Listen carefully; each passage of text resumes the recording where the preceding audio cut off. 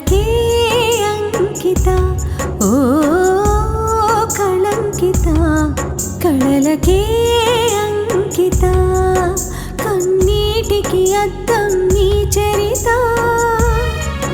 కావ్యానికి అర్థం నీ జీవితం విషపరీత విధి వంచిత విషాద సంచిత. సినిమా పాటలతో సమానంగా సీరియల్ సాంగ్స్ కూడా ఇంత రాణించాయి అంటే ఆ సీరియల్స్లో ఉన్నటువంటి దమ్ము అలాంటిది, ఆ పాటల్లో ఉన్న మజా లాంటిది.